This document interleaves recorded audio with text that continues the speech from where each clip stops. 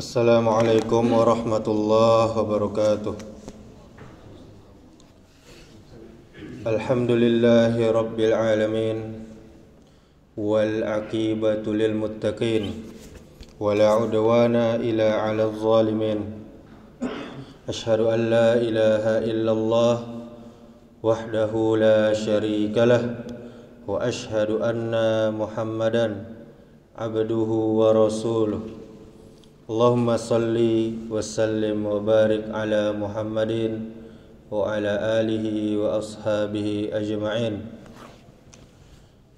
Bapak Ibu kaum muslimin, kaum muslimat, jamaah subuh yang dirahmati Allah Subhanahu wa taala.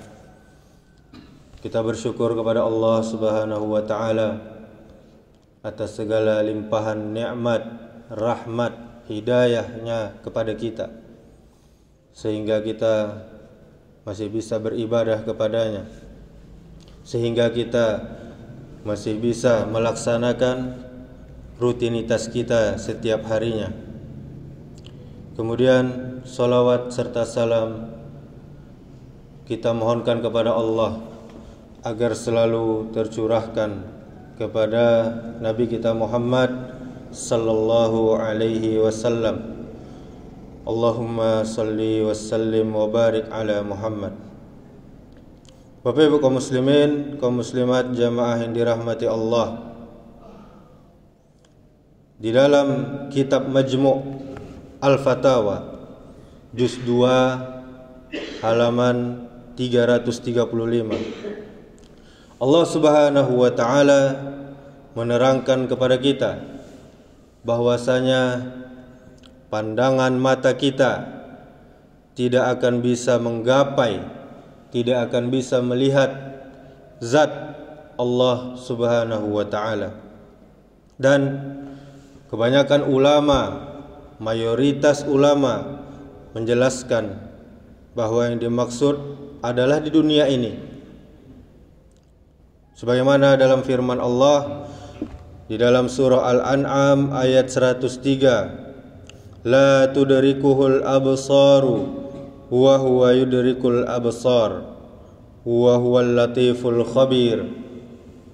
Kata Allah, dan tidak dapat dicapai oleh penglihatan mata, sedang Allah dialah dapat melihat segala penglihatan, dan Allah lah yang maha halus lagi maha mengetahui.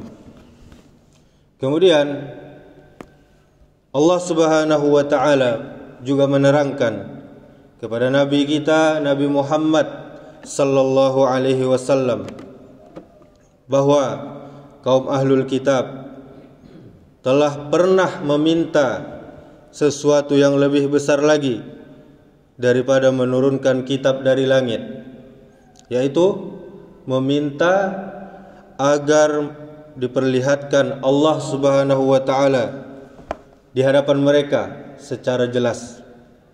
Padahal itu adalah sesuatu yang tidak bisa dilakukan di dunia ini.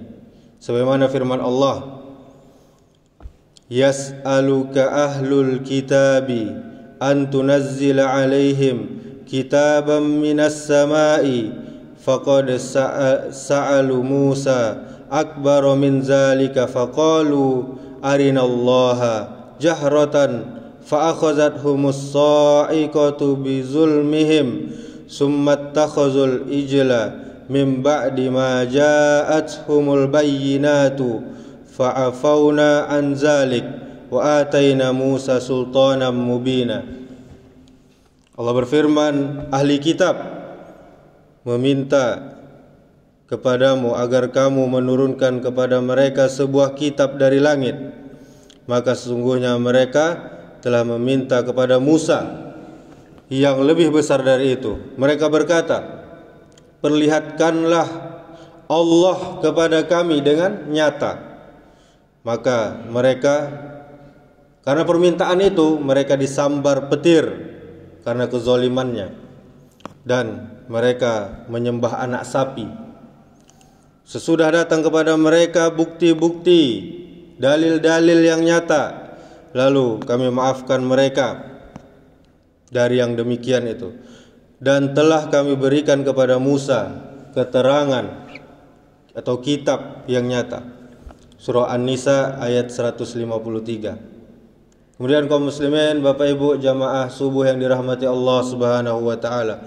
Allah Subhanahu wa taala juga menerangkan kepada nabinya Musa alaihi salam bahwa Nabi Musa tidak akan bisa melihat Allah.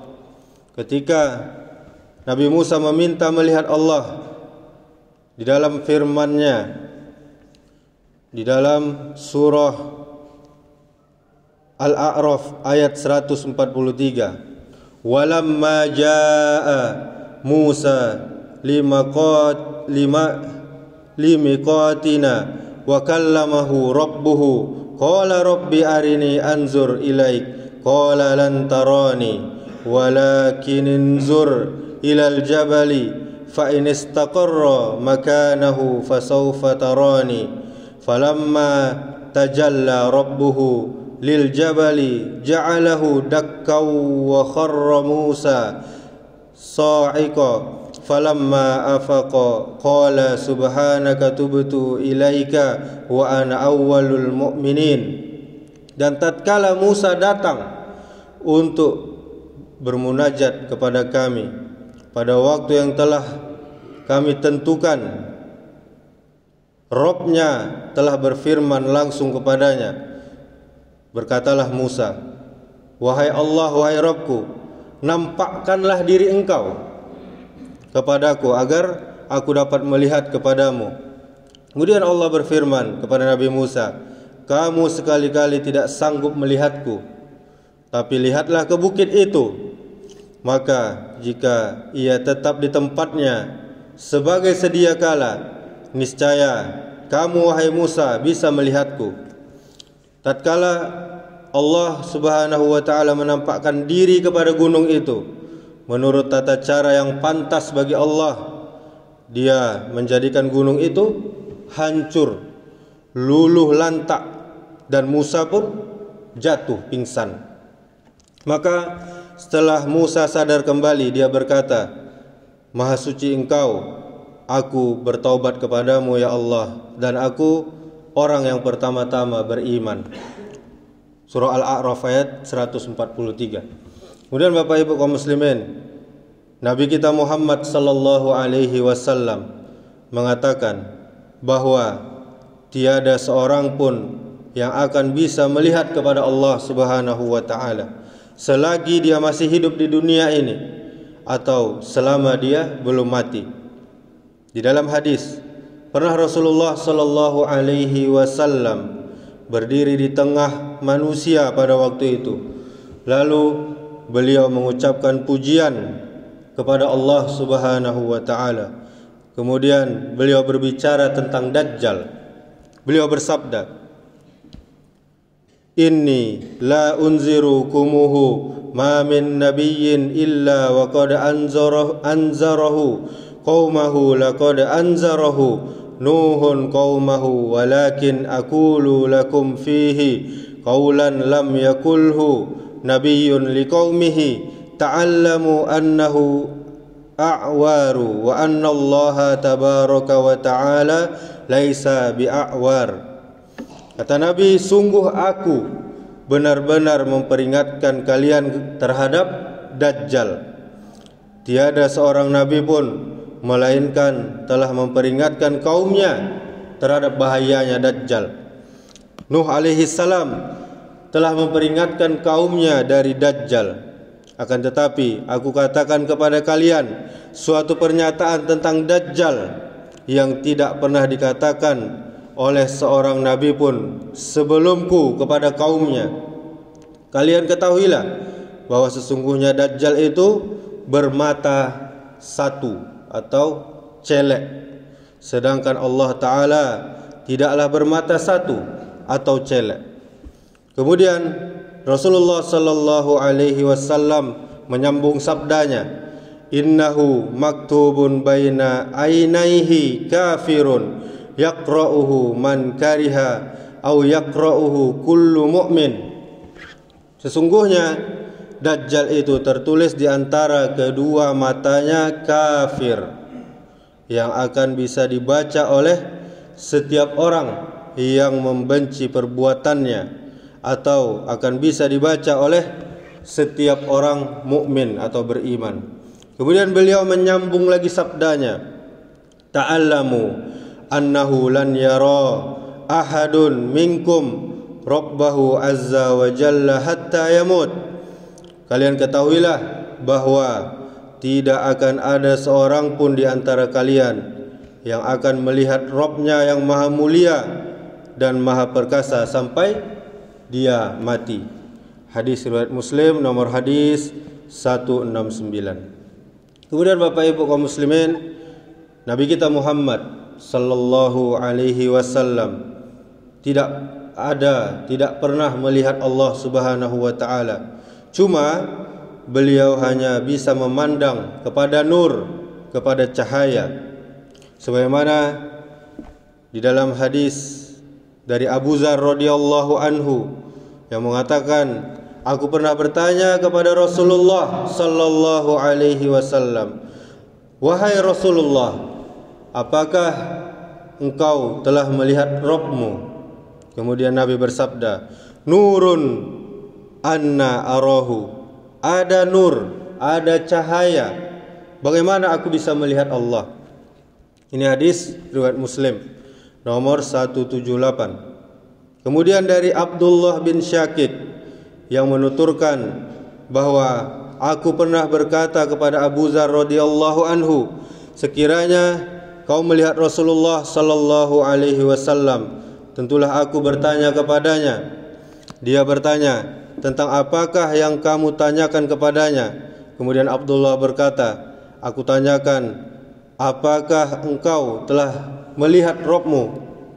Maka Abu Dzar berkata, aku sudah menanyakan itu kepadanya. Maka beliau menjawab, ra'aitu nuron, aku telah melihat nur atau cahaya.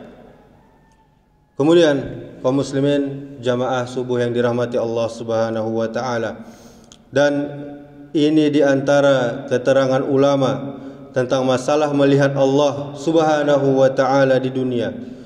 Ibnu Taimiyah rahimahullahu taala pernah menulis di dalam bukunya, dan telah sepakat imam-imam kaum muslimin bahwa seorang mukmin tidak akan melihat Allah Subhanahu wa taala dengan matanya di dunia ini, dan tidak ada mereka yang beda pendapat selain pada diri Nabi sallallahu alaihi wasallam secara khusus. Namun kebanyakan imam-imam, ulama-ulama berpendapat bahwa beliau tidak ada melihat Allah taala dengan kedua matanya. Dan itulah yang dipahami dari riwayat-riwayat yang sahih dari Nabi sallallahu alaihi wasallam, dari para sahabat dan para imam-imam ulama kaum muslimin. Ada jawaban lain bahwa Allah Subhanahu wa taala tidak terlihat karena Allah Subhanahu wa taala kabir, Allahu akbar, maha besar. Saking besarnya Allah Subhanahu wa taala tak mampu kita lihat dengan indera kita sebagai manusia. Sebagai perumpamaan, kita bayangkan saja bumi yang kita injak ini. Karena bumi ini sangat besar dibanding manusia, maka kita tidak mampu melihat bentuknya bumi secara langsung. Bapak Ibu saudaraku jamaah yang dirahmati Allah Subhanahu wa taala, Allah Subhanahu wa taala tidak dapat dilihat oleh kita sebagai manusia di dunia ini. Sebelumnya dijelaskan bahwa Allah dapat dilihat orang-orang yang beriman nanti di surga. Kehidupan surga merupakan suatu harapan yang didamba-dambakan oleh setiap kita sebagai manusia. Bayang-bayang kenikmatan surga banyak digambarkan oleh Allah Subhanahu wa taala di dalam kitab kita Al-Qur'anul Karim sebagai balasan bagi siapa saja yang beriman, yang patuh kepada Allah Subhanahu wa taala.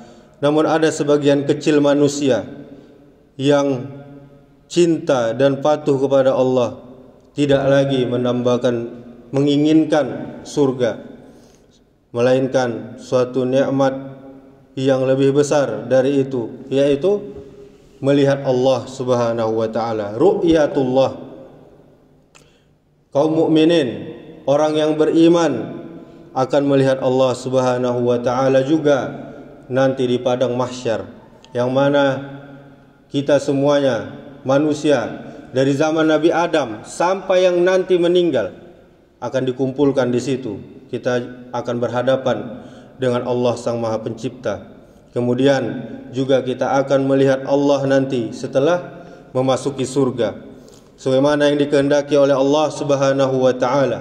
Kita sebagai ahlus sunnah wal jamaah harus mengimani bahwasanya kaum muslimin, orang-orang yang beragama Islam akan melihat Allah Subhanahu wa taala pada hari kiamat nanti secara jelas dengan mata kepala kita.